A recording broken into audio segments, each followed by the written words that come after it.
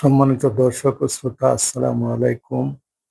বর্তমানে বাংলাদেশে দারিদ্র্য, সন্ত্রাস ও দুর্নীতি একটি ভয়াবহ সামাজিক ব্যাধিতে পরিণত হয়েছে।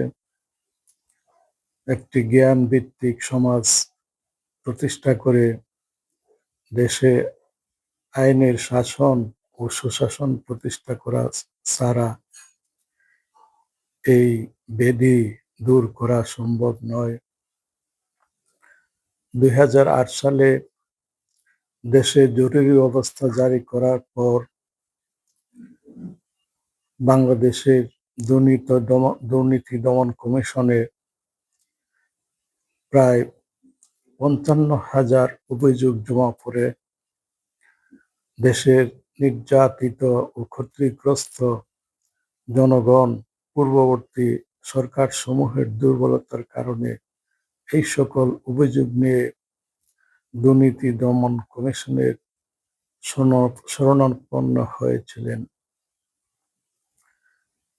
এই অভিযোগগুলিকে আমরা পানিতে ভাসমান বরফের উপরে অংশের সঙ্গে তুলনা করতে পারি। আরো বহু নির্যাতিত নিপীড়িত মানুষ ছিলেন যারা দুর্নীতি দমন কমিশনে অভিযোগ করার সাহস পর্যন্ত হারিয়ে ফেলেছিলেন। এই সকল সমস্যার সমাধান করা দুর্নীতি দমন কমিশন বা বাংলাদেশ সরকারের পক্ষে এগুলির তদন্ত করে সুষ্ঠু সমাধান দেওয়া কোনোভাবেই সম্ভব নয় বলে মনে হয়। কসমিক মেডিটেশন প্রক্রিয়ায় দেশ থেকে দারিদ্র্য, সন্ত্রাস ও দুর্নীতি নির্মূল করা সম্ভব বলে আমরা মনে করি। বর্তমানে খাদ্য দ্রব্যমূল্যের ঊর্ধ্বগতি,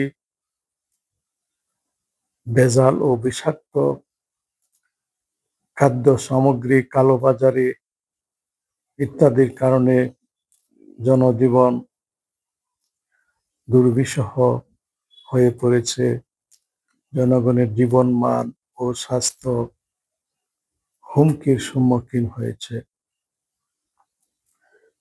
সাম্প্রতিক রিপোর্ট অনুযায়ী ভেজাল ও বিষাক্ত খাদ্য সামগ্রী গ্রহণ করে দেশের প্রায় ২ কোটি মানুষ কিডনি রোগে আক্রান্ত হয়েছেন এবং লক্ষ লক্ষ মানুষের কিডনি বিকল হয়ে পড়েছে, যাদের ডায়ালাইসিস করা প্রয়োজন।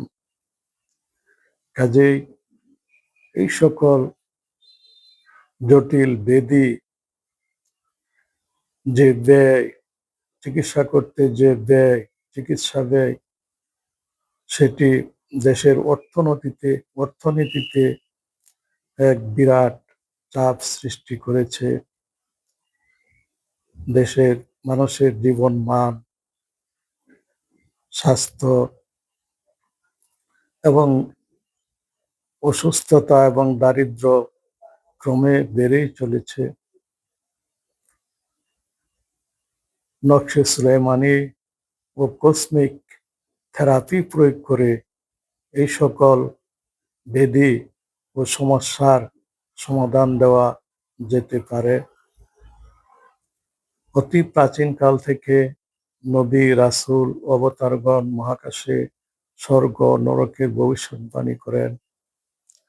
তারা মানব জাতিকে স্বর্গের সুসংবাদ দান করেন এবং নরকের অগ্নির ভয় প্রদর্শন করেন। আধুনিক গবেষণা দ্বারা বিজ্ঞানীরা মহাকাশে সেই স্বর্গ ও নরক আবিষ্কার ও শনাক্ত করতে সক্ষম হয়েছেন। তাই বিজ্ঞানীদের এই বিস্ময়কর আবিষ্কার এদেশের দুর্নীতিগ্রস্ত রাজনীতিবিদ, সরকারি ও বেসরকারি আমলা এবং সর্বস্তরের জনগণকে নরকের অগ্নিকুণ্ড থেকে পরিত্রাণের জন্য সকল প্রকার অস্বাভাবিক, অন্যায়, পাপ ও হারাম কাজ থেকে বিরত করবে এবং মহাকাশের চিরস্থায়ী স্বর্গে যাওয়ার জন্য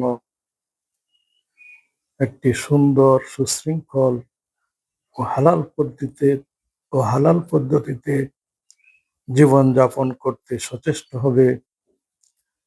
ফলে সকল দারিদ্র, সন্ত্রাস, দুর্নীতি নির্মূল হয়ে দেশে আইনের শাসন ও সুশাসন প্রতিষ্ঠিত হবে। বাংলাদেশ একটি আধুনিক উন্নত রাষ্ট্র তথা স্বর্গরাজ্যে পরিণত হবে।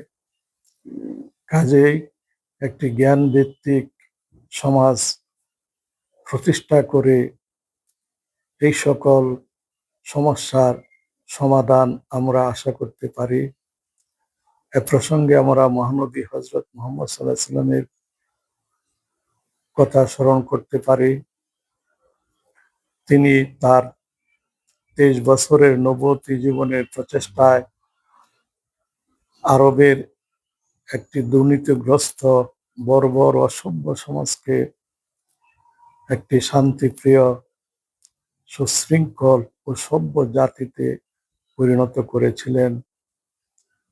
আল্লাহ পাক পবিত্র কোরআনে বলেন, লাকাদ মান্নাল্লাহু আলাল মুমিনিনা ইয বাআসা ফীহিম রাসূলাম মিন আনফুসিহিম ইয়াতলু আলাইহিম আয়াতিহি ওয়া ইউযাক্কিহিম ওয়া ইউআল্লিমুহুমুল কিতাবা ওয়াল হিকমা ওয়া ইন কানু মিন ক্বাবলু লাফি দালালিম মুবিন। আল্লাহ পাক বিশ্বাসীদেরকে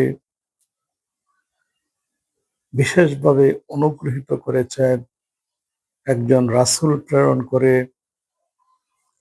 যিনি তাদের কাছে আল্লাহর আয়াতসমূহ তেলাওয়াত করেন, তাদেরকে পরিশুদ্ধ করেন এবং তাদেরকে কিতাব ও হিকমত শিক্ষা দেন। কাজেই আমরা যদি মহানবী হযরত মুহাম্মদ সাল্লাল্লাহু আলাইহি ওয়াসাল্লামের পদাঙ্ক অনুসরণ করে একটি কিতাব ও হিকমত ভিত্তিক সমাজ বা জ্ঞান ভিত্তিক সমাজ প্রতিষ্ঠা করি, তাহলে সমাজ থেকে সকল প্রকার দারিদ্র, সন্ত্রাস ও দুর্নীতি, কালোবাজারি, ভেজাল ও বিষাক্ত খাদ্য সামগ্রীর ব্যবহার দূর হবে এবং বাংলাদেশ প্রকৃত অর্থে একটি স্বর্গরাজ্যে পরিণত হবে। আসসালামু আলাইকুম ওয়া রাহমাতুল্লাহ।